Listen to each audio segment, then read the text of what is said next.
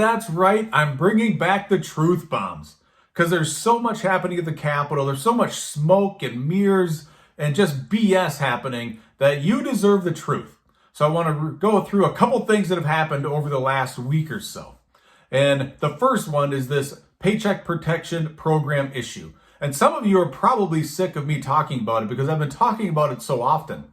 But when it became very clear that the Democrats were going to politicize this issue and throw it into an omnibus bill and challenge House Republicans to vote against it, last week I thought, I've got to bring this to the House floor as a standalone issue.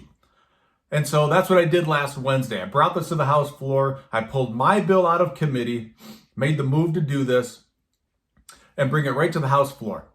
And it was an interesting little debate that ensued. We had some establishment Republican support from the Kurt Dowd caucus, but you could tell it was very half-hearted, and you could tell that their leader, Representative Dowd, was not happy at all that somebody actually showed some initiative in the House caucus and brought this bill forward. But we brought this forward, and of course, the chair of the tax committee, Representative Marquardt, he doesn't want this bill brought forward because he has his own version of the bill. So everybody was kind of piling on my bill and saying how, they don't like my bill. And then Paul Marquardt, the chair of the tax committee again, he said, well, boy, my bill is already in committee, House File 501. We've already heard it. It has some traction. It has a Senate file, has a Senate companion bill. And he just made it sound like his bill was the cat's meow.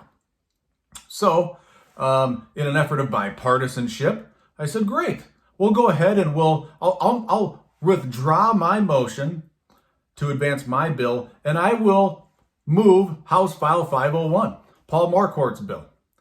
And essentially daring the Democrats, you say that my bill's no good and your bill's better, fine, let's put your bill on the floor. Let's see if you actually mean what you say. And of course, what happened was the Democrats voted against their own bill because they are so insincere. They don't want to take action on this urgent matter. Business taxes are due today. We should have had this resolved months ago, but everybody's been punting on this issue. So what happens then the next day? The next day, the pettiness became so transparent. The egos became so transparent. You see, an issue we have at the Capitol is we have obstructionists at the Capitol. One obstructionist, it's the Democrats in the House. They are being massive obstructionists. They won't hear bills in committee. But the other big obstructionist at the Capitol, it's Kurt Dowd's ego. His ego comes well before delivering results to Minnesotans. So Thursday comes, and what happens? Kurt Dowd tries to make the same move that I had just made the day before. And in fact, on Thursday, the Senate voted to push the PPP issue through. They passed it through the Senate. So we forced that issue on Wednesday, forced the Senate's hand to take action on Thursday. And then the Kurt Dowd-led caucus takes their own action on Thursday after refusing to back me the day before. They could have just gotten on board on Wednesday and we could have gotten this thing done and gotten the roll call vote. But instead, they refused. And what I've come to learn is Kurt Dowd manages his caucus with an iron fist. If they step out of line, they get smacked down, politically speaking. And so that's what I've come to learn. When he saw me making that move, he hated it. He was not going to support it. But then he makes the same move on Thursday, or tried to, but the Speaker of the House, Melissa Hortman, just obstructed him. So that's what happened on Thursday. Now the bill comes up again today. And of course, Kurt Dowd makes this move on the floor to advance this bill. But the Democrats now, so this is the other truth bomb. The first truth bomb is Kurt Dowd's ego. I don't know how he manages to fit it inside the Capitol building. I'm not sure how that happens, but somehow he manages to squeeze his head in there every day.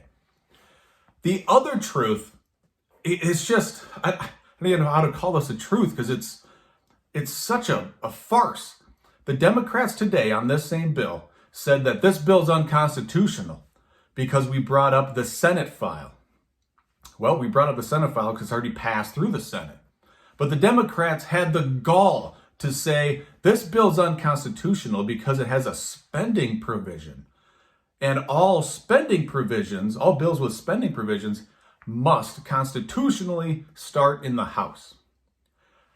Now, there's truth to that, right? Spending bills have to start in the Minnesota State House, just like it has to start at the federal level in the U.S. House. But here's their definition of spending. This bill would have saved the taxpayers $438 million. And that's just the businesses. So the way that they're considering spending is, well, the state's not getting this $438 million, therefore that's an expense. It's so backwards. I mean, that is not an expense. That is allowing Minnesota's businesses to keep their own money.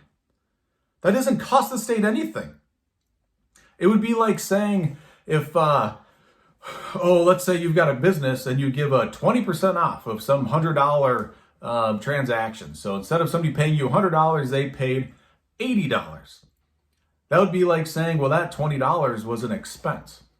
That is not the way accounting works. That $20 would be a reduction in revenue or in sales, but that's not an expense.